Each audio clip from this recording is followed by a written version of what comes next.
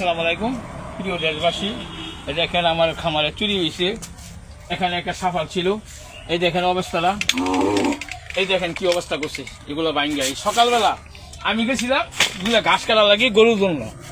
এই অল্প করে এক খাঁচা ঘাস আনছি, অল্প কিছু গরু দিছি, আইসা দিয়ে আমার এই অবস্থা করছে। এই দেখেন আপনাদেরকে দেখাচ্ছি দৃশ্যটা বন্ধুরা। এই দেখেন এই যে এই জায়গায় আমার একটা দাও ছিল, ওই দাওটাও নিয়ে গেছে। আর এই ব্যাগের ভিতরে নিচে যন্ত্রপাতি আছে, যে গাছ কাটছে যে বাহিরে করি গাছ আমার দিচ্ছি, যন্ত্রপাতির ব্যাগ সহ অনেক যন্ত্রপাতি নিয়ে গেছে, এটা দিচ্ছি মিস্ত্রিগর। 2 নম্বর হইল এই দেখেন খামার থেকে একটা মুরগি নিয়ে গেছে, আর মোটামুটি 20,000 টাকার মাল নিছে। আমার এই খামার থেকে 20,000 টাকার মাল নিছে।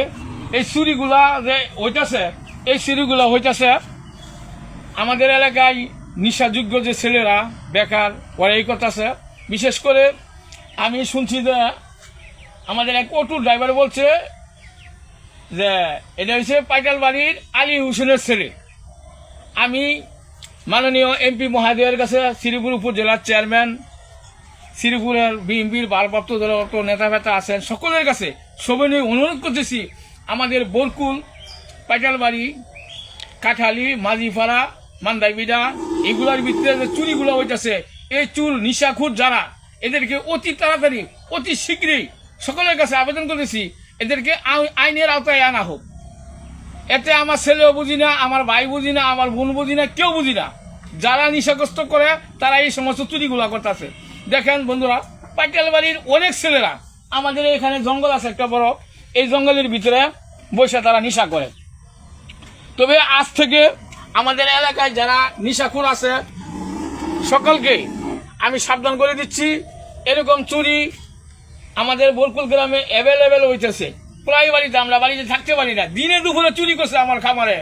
ওদেরকে আইনের আওতায় আনা হোক মাননীয় এমপি মহোদয়ের কাছে, শ্রীপুর উপজেলার চেয়ারম্যান, শ্রীপুর থানার সভাপতি যারা আছেন সকলের কাছে অকুল আবেদন, দূর হাত করতেছি। আমরা গরিব মানুষ, খামারিরা, আমাদেরকে বাঁচান।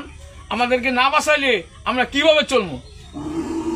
আমাদের চলার কোনো ব্যবস্থা নাই। করতে বাড়িলে চুরি হয়ে জায়গা, কোনো জায়গায় গেলে চুরি হয়ে জায়গা, কোনো কিছু বুঝতে পারতেছি না। দেশে যে এমন অবস্থা হয়েছে, প্রশাসন কি করতেছে? প্রশাসনের একটু খেয়াল রাখতে হবে।